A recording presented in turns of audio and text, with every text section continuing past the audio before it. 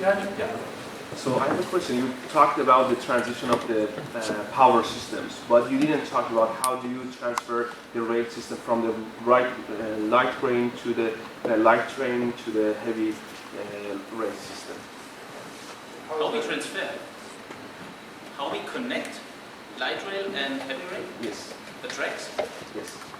And how the system and the is it the rail system between two systems are different, or they are using the same type of rail? Yeah, completely. Completely same. Completely. In the inner city, you can use another kind of tracks. You can build the tracks into concrete, or you can use green track as you see on the slides. But if we connect heavy rail and light rail together, just use the same tracks. That doesn't matter. It's really easy, really easy. But because the trains are not very heavy, 40 tons. ICEs or big freight trains are much more heavier, so these 40 tons, it doesn't matter. They can roll on the train very easily. So, some of the problems we have here with a little bit louder. Some of the problems we have here with intercity rail is that we don't have really modern signaling systems, and so one of the things we end up doing is we build like really large, really heavy trains, so that when they crash into each other, they're okay.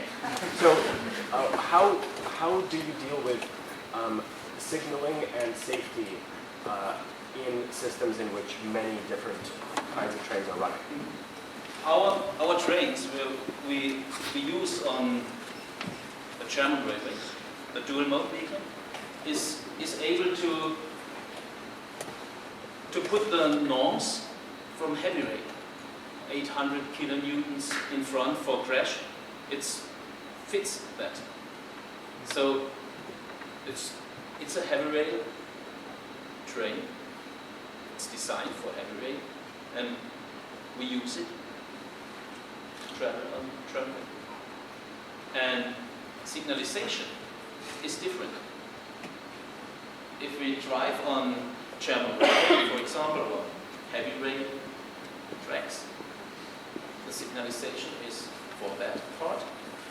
And if you drive on tramway tracks in the inner city, we have the other part of signalization. By the same driver, you had to change the driver.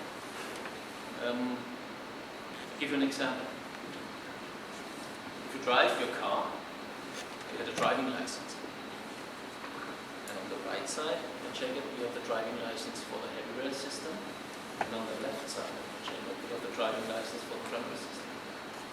And our driver has both driving license, so they can drive on every track. And they know every signal. Heavy rails also. Okay. Yeah, I'm just wondering about your consumption of electricity. Has it increased substantially as you increase the number of trams that you have? And the second part is, what is the source of your electricity in Karlsruhe? Our source? First part of the question. Passengers are rising because the increase of the trains are rising. If you get more trains downtown, more passengers will travel by train. Because if every 1 minute comes a train, people want to travel by train. Because they don't have to wait. So they travel by train, and this makes more passengers more, and so we need more trains for more passengers, and more passengers need more trains, and so you see the result. Sometimes we should have less passengers, but it's not as the same as when to tell my experience I had with Canadian Railway. That was good. Would you like to see Holger? Yes, sometimes heavy rail companies thinking, oh, heavy rail is perfect, but we don't need passengers. And we are working better with passengers. And that's what my experience is by Canadian Railway. I went to Toronto on Sunday night, Sunday afternoon, I get to the Union Station, and I want to travel by public transport from the Union Station to Waterloo. So that was a big adventure for me. And after going there, I asked employees that all is under construction in the Toronto Union Station. It was very difficult for me to find anyone to give me an answer. And I asked him, is there a train to Waterloo, Kitchener? Yes. But there's this GO bus. We can travel by that. So I'm from public transport. I want to drive by train to what? Yes. We had one train in the afternoon. I'm not sure. Take a look. Okay. What is the price? It depends on the time. We have one train. It's $38. Just a second. Oh no, it's 45. But use GO bus. It's much more cheaper. Okay, so I think it's much more easier without a passenger to make railway. That's for the first part of it. So I'm flying out and then the line. The second part is where we got our power from. From power plants, of course. No, you know what I'm asking is are you powering your trains by nuclear energy, hydro energy, no, it's geothermal? What do you in Germany, our power network is divided on different plants. It's not as you have in Canada, where it's 80%. I don't know by water. No, in this part of Canada, it's very different. Nuclear and some coal, but the coal is going away. But I think that the main power source, maybe Jan or Marcus, you know, the main power source for Germany is largely nuclear. Some nuclear that was switched off. In 10 years, we don't have any nuclear plants. At the moment, there's what it's called. Yeah. I understand that. I know it's a balancing. It's just to be realistic about how much more electricity is required as you increase your capacity, which is all great. This is all good. I'm not trying to be, negative, because I know that coal is still very cheap to use. It's just it's a yin-yang thing, right? Because this is clean transport. To explain, maybe I could just say one thing about one of the things that rail cars do that buses do not is something called regenerative braking. So when you are accelerating the car, you are drawing power, and when you are slowing the car, you reverse the motors, and the motors become generators and introduce the electricity back into the system. And so, on average, no fixed rule, but energy source per vehicle kilometer, per passenger per kilometer on rail system is about 1/100th of what it is on bus system.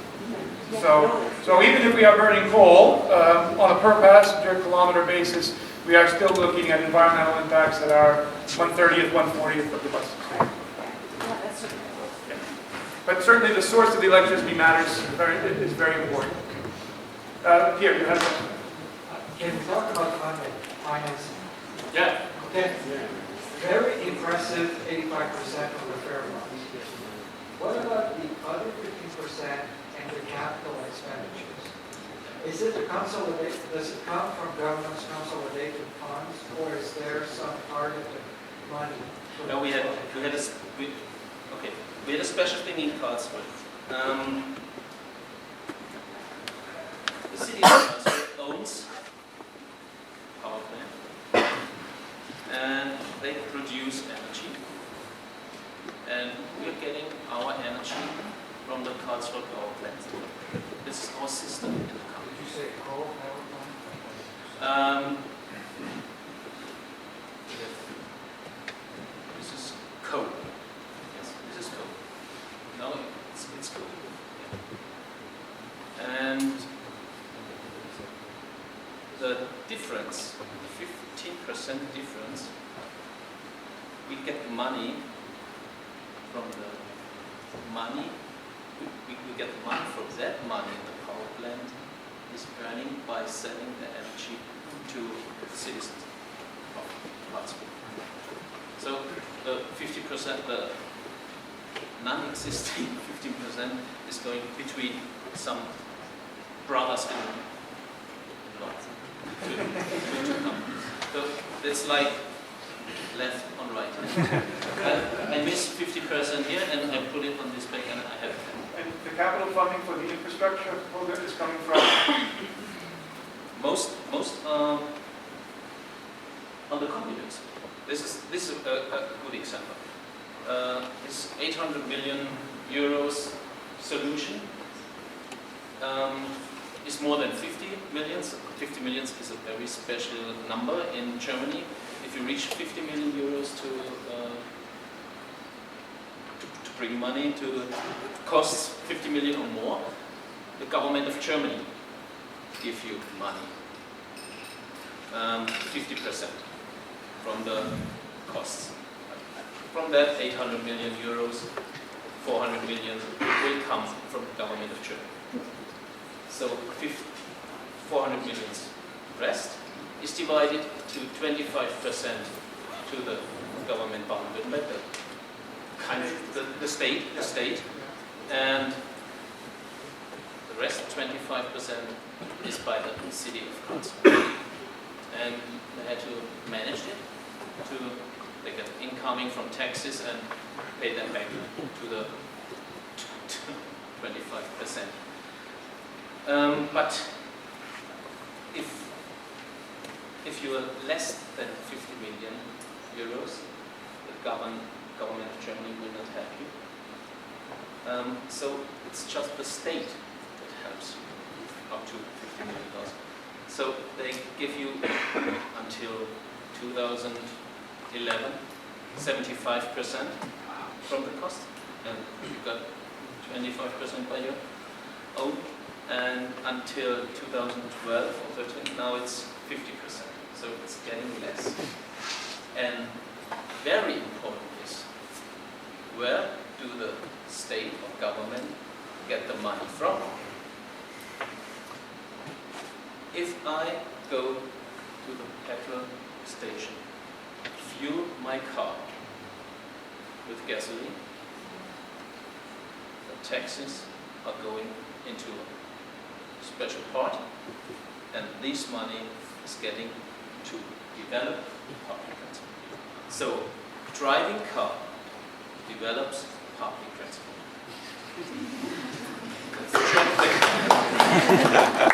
This is progress, I think. Okay, maybe just time for one more quick question if we have Slovakia. So, what I understood from this investigation is that this city has same kind of population that we have here in Canada. So, and this city has started their cycle system in early 90s. Is that true? But the light rail was operating from 1890 through, but the growth of the system began in 1990, the use of federal railway. We just installed in 1992 the dual mode vehicle. We doing light rail up to the 1970s, and from 1899 we started tramways pulled by horses. Really? Airtime network undercovered by it seems now every neighborhood is undercovered by light rail system. Is that true? So how much of the region is covered by train?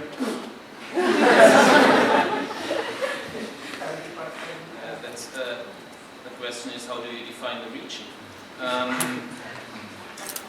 We got 120 million passengers per year, and the region is 40 kilometers wide, 80 to 100 kilometers from north to south. Okay, so otherwise, what is the operator share and transport share in that city? What is the mode share? It's something about the argument is split? Yes. Well, he likes this question. Perfect. This is great. You can imagine, if we ask people for the modal split, how, at which transport system do you drive into the city, downtown, just that percent. That's very impressive. After then I tell you the truth. 50% people want to go downtown using public transport. 50%. 50, not 50. 50. But this is just, that's not correct. Because we're just asking where the direction into, not outside. It's just one direction, not direction back. On real, we had public transport 25% in the city. We had 25% on bicycle. Jan, please correct me or crack me up if I'm wrong. 25 on public transport and bicycle. And we had 10% by feet, 40% by car. I'm not sure what do we have here in Waterloo. I think it's 90% by car.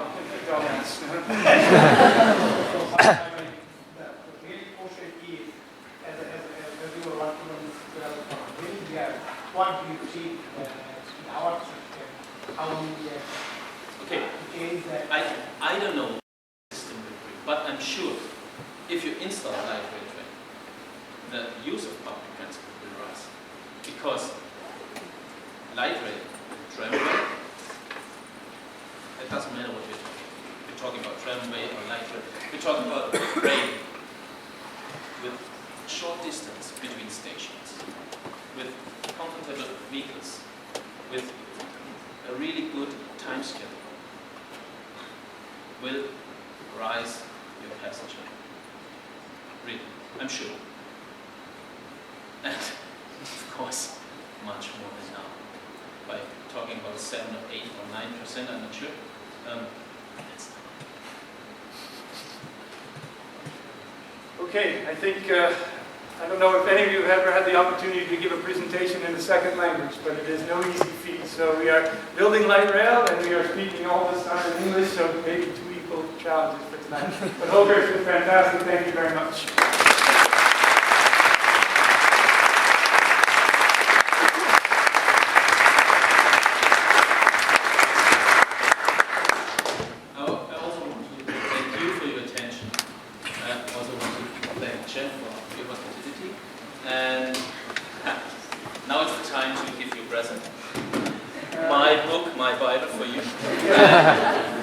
For the students of the University of Waterloo, ask him friendly if you can take a look at it. I'm sure he will sit on it. But this book is not for loan, so you can look at it in my office, but you cannot take it outside of the office. Don't be shy because it's also in English. It's in German and in English, so you can see some facts inside. It's very interesting. Okay, thank you. Thank you again for coming. Thank you very much.